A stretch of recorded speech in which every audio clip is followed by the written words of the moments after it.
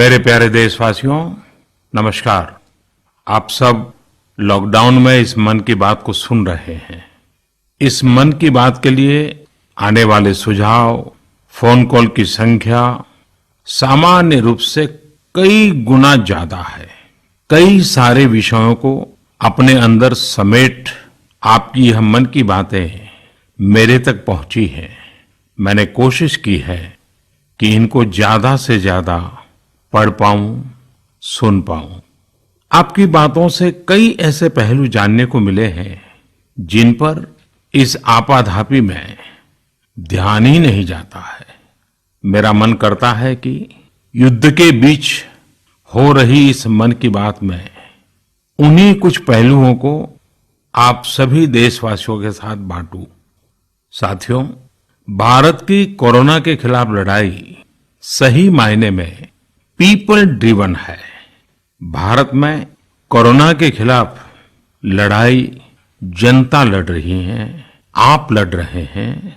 जनता के साथ मिलकर शासन प्रशासन लड़ रहा है। भारत जैसा विशाल देश जो विकास के लिए प्रयत्नशील है, गरीबी से निर्णायक लड़ाई लड़ रहा है।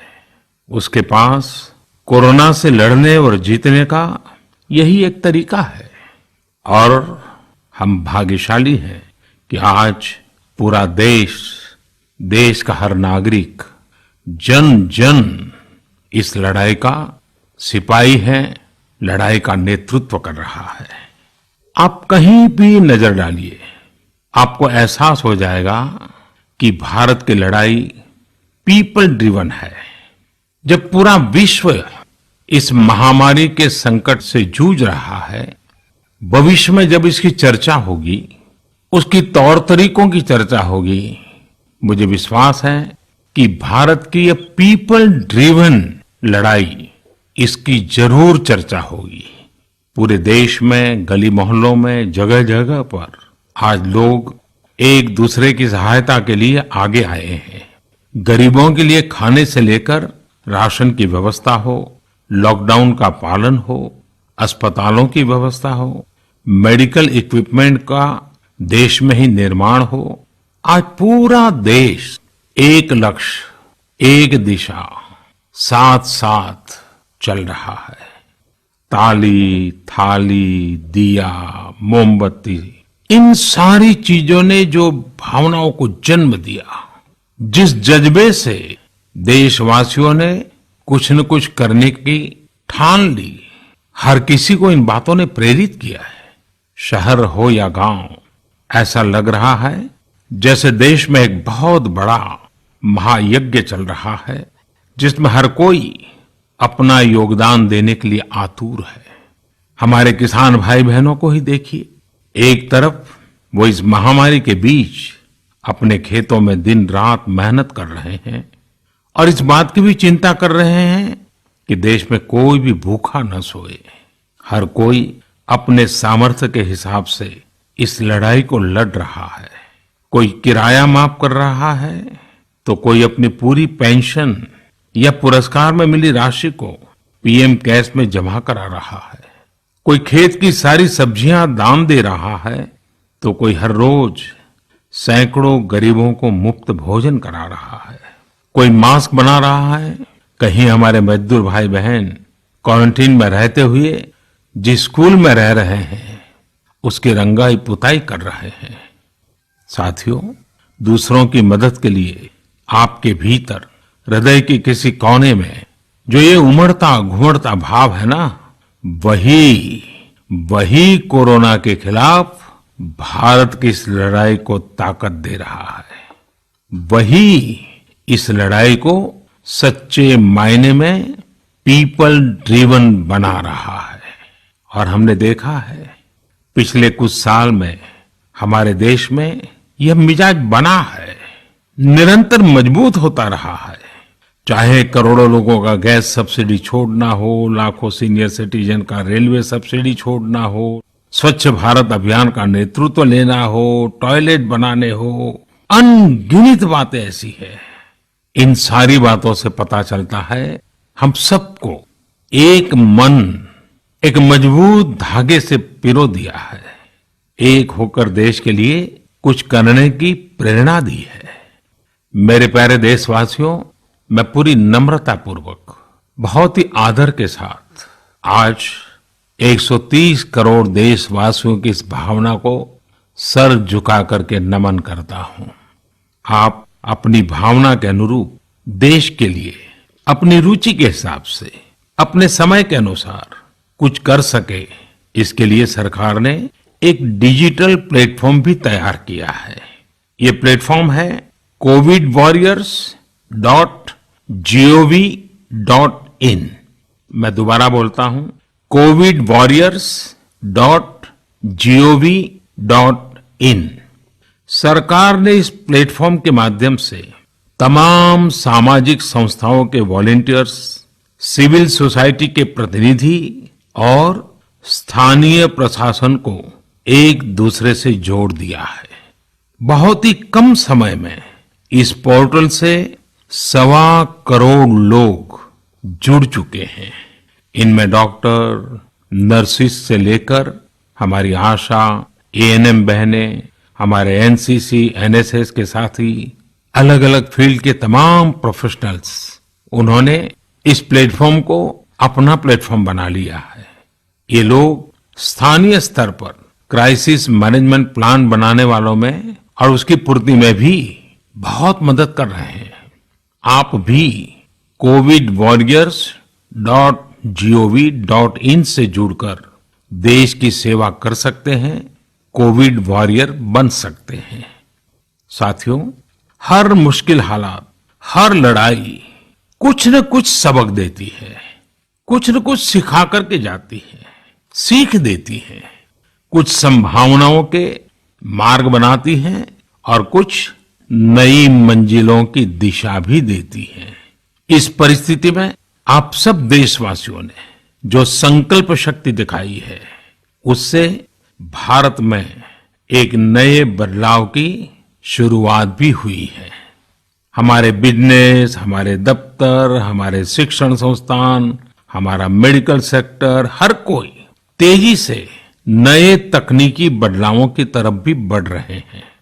टेक्नोलॉजी के फ्रंट पर तो वाकई ऐसा लग रहा है कि देश का हर इनोवेटर नई परिस्थितियों के मुताबिक कुछ न कुछ नया निर्माण कर रहा है। साथियों, देश जब एक टीम बनकर के काम करता है, तब क्या कुछ होता है, ये हम अनुभव कर रहे हैं। आज केंद्र सरकार हो, राज्य सरकार हो, इनका हर एक विभाग और संस्थान राहत के लिए मिलजुल करके पूरी स्पीड से काम कर रहे हैं। हमारे एविएशन सेक्टर में काम कर रहे लोग हों, रेलवे कर्मचारी हो, ये दिन रात मेहनत कर रहे हैं ताकि देशवासियों को कम से कम समस्या हो। आप में से शायद बहुत लोगों को मालूम होगा कि देश के हर हिस्से में दवाइयों को पहुंचाने के लिए लाइफलाइन उड़ान नाम से एक विशेष अभियान चल रहा है। हमारे इन साथियों ने इतने कम समय में देश के भीतर ही 3 लाख किलोमीटर की हवाई उड़ान भरी है और 500 टन से अधिक मेडिकल सामग्री देश के कोने कोने में आप तक पहुंचाया है। इसी तरह रेलवे के साथी लॉकडाउन में भी लगातार मेहनत कर रहे हैं ताकि देश के आम लोगों को जरूरी वस्तुओं की कमी न हो। इस काम के लिए भारतीय रेलवे करीब करीब 60 से अधिक रेल मार्ग पर 100 से भी ज्यादा पार्सल ट्रेन चला रही है। इसी तरह दवाओं की आपूर्ति में हमारे डाक विभाग के लोग बहुत अहम भूमिका निभा रहे हैं। हमारे ये सभी साथी सच्चे अर्थ में कोरोना के वॉरियर ही हैं। साथियों, प्रधानमंत्री गरीब कल्याण पैकेज के तहत गरीबों के अकाउंट में पैसे सीधे ट्रांसफर किए जा रहे हैं। वृद्धावस्था पेंशन जारी की गई है। गरीबों को 3 महीने के मुफ्त गैस सिलेंडर, राशन जैसी सुविधाएं भी दी जा रही हैं। इन सब कामों में सरकार के अलग अलग विभागों के लोग, बैंकिंग सेक्टर के लोग एक टीम की तरह दिन रात काम कर रहे हैं और मैं हमारे देश की राज्य सरकारों की भी इस बात के लिए प्रशंसा करूंगा कि वो इस महामारी से निपटने में बहुत सक्रिय भूमिका निभा रही है। स्थानीय प्रशासन, राज्य सरकारें जो जिम्मेदारी निभा रही हैं, उसकी कोरोना के खिलाफ लड़ाई में बहुत बड़ी भूमिका है। उनका ये परिश्रम बहुत प्रशंसनीय है। मेरे प्यारे देशवासियों, देश भर से स्वास्थ्य सेवाओं से जुड़े लोगों ने अभी हाल ही में जो अध्यादेश लाया गया है, उस पर अपना संतोष व्यक्त किया है। इस अध्यादेश में कोरोना वॉरियर्स के साथ हिंसा, उत्पीड़न और उन्हें किसी रूप में चोट पहुंचाने वालों के खिलाफ बेहद सख्त सजा का प्रावधान किया गया है। हमारे doctor, nurses, paramedical staff, community health workers और ऐसे सभी लोग जो देश को कोरोना मुक्त बनाने में दिन रात जुटे हुए हैं, उनकी रक्षा करने के लिए ये कदम बहुत जरूरी था। मेरे प्यारे देशवासियों, हम सब अनुभव कर रहे हैं कि महामारी के खिलाफ इस लड़ाई के दौरान हमें अपने जीवन को, समाज को, हमारे आसपास हो रही घटनाओं को एक फ्रेश नजरिए से देखने का अवसर भी मिला है। समाज के नजरिए में भी व्यापक बदलाव आया है। आज अपने जीवन से जुड़े हर व्यक्ति की अहमियत का हमें आभास हो रहा है। हमारे घर में काम करने वाले लोग हो, हमारी जरूरतों को पूरा करने के लिए काम करने वाले हमारे सामान्य कामगार हो, पड़ोस की दुकानों में काम करने वाले लोग हो, इन सब की कितनी बड़ी भूमिका है, हमें ये अनुभव हो रहा है। इसी तरह जरूरी सेवाओं की डिलीवरी करने वाले लोग, मंडियों में काम करने वाले हमारे मजदूर भाई बहन, हमारे आस पड़ोस के ऑटो चालक, रिक्शा चालक, आज हम अनुभव कर रहे हैं कि इन सब के बिना हमारा जीवन कितना मुश्किल हो सकता है। आजकल सोशल मीडिया में हम सब लोग लगातार देख रहे हैं कि लॉकडाउन के दौरान लोग अपने इन साथियों को न सिर्फ याद कर रहे हैं, उनकी जरूरतों का ध्यान रख रहे हैं, बल्कि उनके बारे में बहुत सम्मान से लिख भी रहे हैं। आज देश के हर कोने से ऐसी तस्वीरें आ रही हैं कि लोग सफाई कर्मियों पर पुष्प वर्षा कर रहे हैं। पहले उनके काम को संभवतः आप भी कभी नोटिस नहीं करते थे। डॉक्टर हो, सफाई कर्मी हो, अन्य सेवा करने वाले लोग हो, इतना ही नहीं, हमारी पुलिस व्यवस्था को लेकर भी आम लोगों के सोच में काफी बदलाव हुआ है। पहले पुलिस के विषय में सोचते ही नकारात्मकता के सिवाय हमें कुछ नजर नहीं आता था। हमारे पुलिसकर्मी आज गरीबों, जरूरतमंदों को खाना पहुंचा रहे हैं, दवा पहुंचा रहे हैं। जिस तरह से हर मदद के लिए पुलिस सामने आ रही है, इससे पुलिसिंग का मानवीय और संवेदनशील पक्ष हमारे सामने उभर करके आया है, हमारे मन को झकझोर दिया है, हमारे दिल को छू लिया है। एक ऐसा अवसर है जिसमें आम लोग पुलिस से भावात्मक तरीके से जुड़ रहे हैं। हमारे पुलिस कर्मियों ने इसे जनता की सेवा के एक अवसर के रूप में लिया है और मुझे पूरा विश्वास है इन घटनाओं से आने वाले समय में सच्चे अर्थ में बहुत ही सकारात्मक बदलाव आ सकता है और हम सब ने इस सकारात्मकता को कभी भी नकारात्मकता के रंग से रंगना नहीं है। साथियों, हम अक्सर सुनते हैं प्रकृति, विकृति और संस्कृति। इन शब्दों को एक साथ देखें और इसके पीछे के भाव को देखें तो आपको जीवन को समझने का भी एक नया द्वार खुलता हुआ दिखेगा। अगर मानव प्रकृति की चर्चा करें तो ये मेरा है, मैं इसका उपयोग करता हूं। इसको और इस भावना को बहुत स्वाभाविक माना जाता है, किसी को इसमें कोई ऐतराज नहीं होता। इसे हम प्रकृति कह सकते हैं। लेकिन जो मेरा नहीं है, जिस पर मेरा हक नहीं है, उसे मैं दूसरे से छीन लेता हूं, उसे छीनकर उपयोग में लाता हूं तो हम इसे विकृति कह सकते हैं।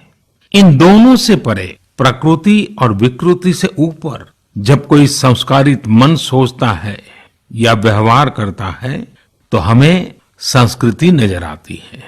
जब कोई अपने हक की चीज, अपनी मेहनत से कमाई चीज, अपने लिए जरूरी चीज, कम हो या अधिक, इसकी परवाह किए बिना किसी व्यक्ति की जरूरत को देखते हुए खुद की चिंता छोड़कर अपने हक के हिस्से को बांट करके किसी दूसरे की जरूरत पूरी करता है, वही तो संस्कृति है।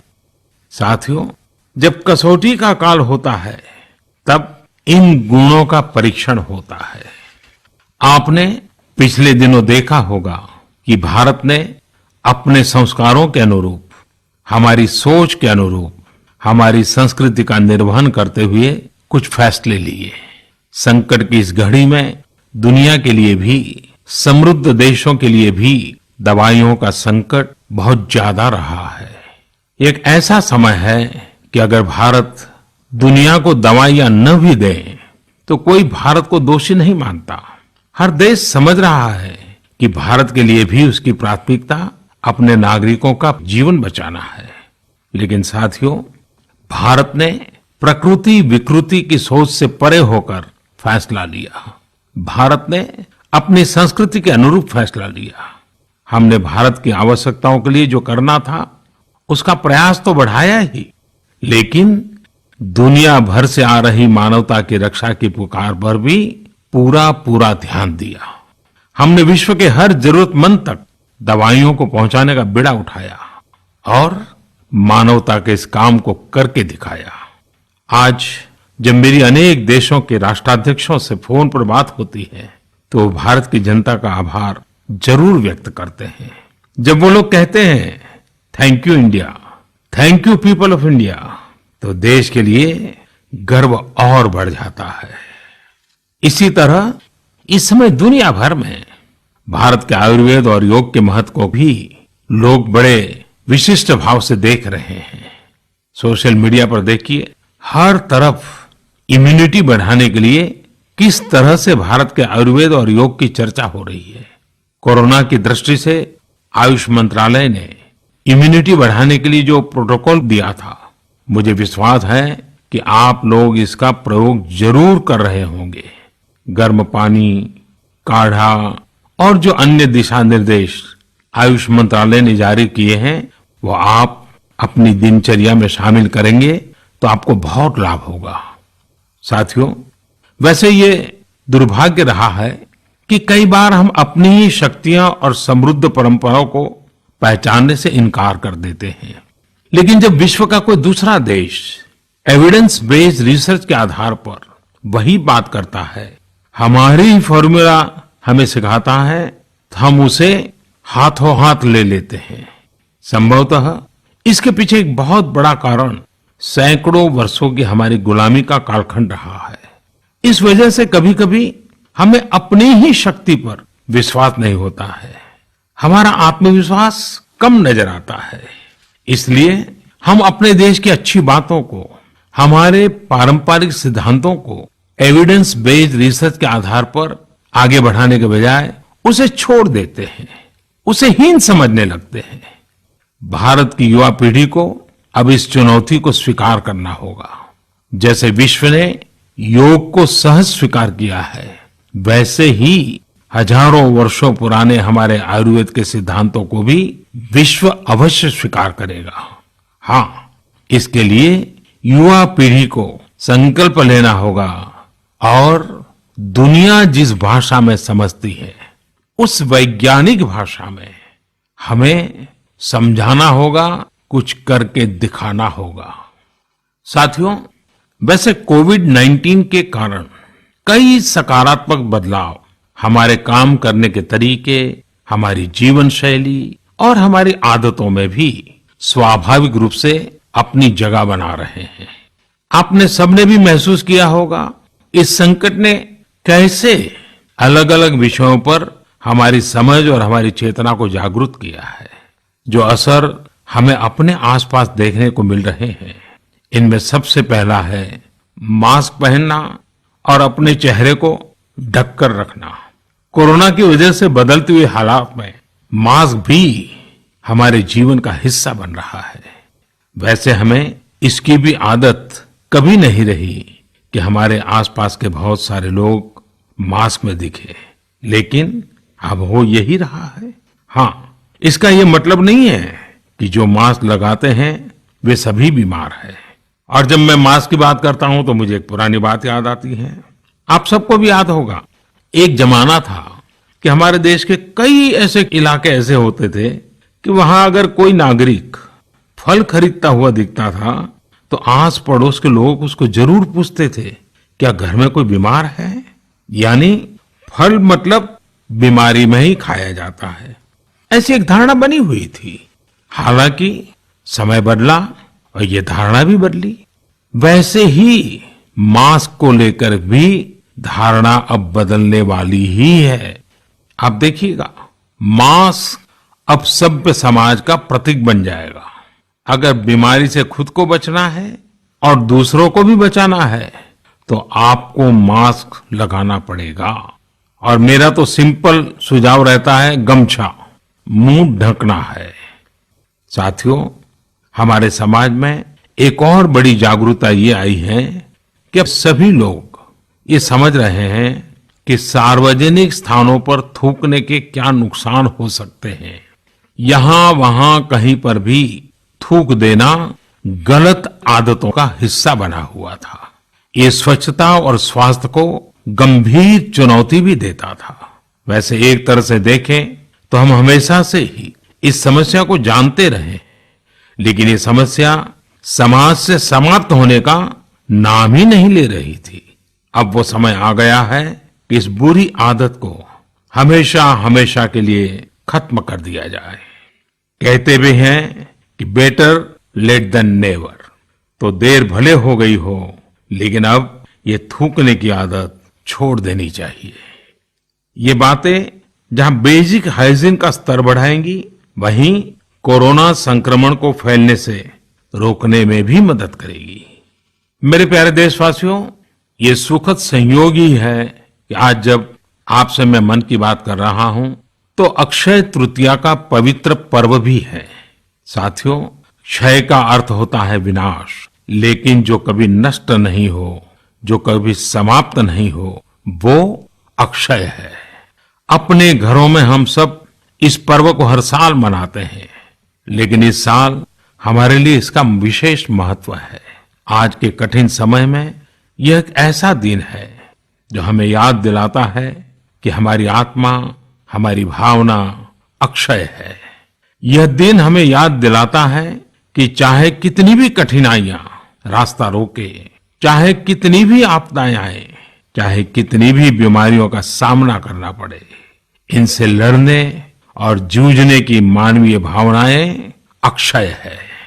माना जाता है कि यही वो दिन है जिस दिन भगवान श्री कृष्ण और भगवान सूर्यदेव के आशीर्वाद से पांडवों को अक्षय पात्र मिला था। अक्षय पात्र यानी एक ऐसा बर्तन जिसमें भोजन कभी समाप्त नहीं होता है।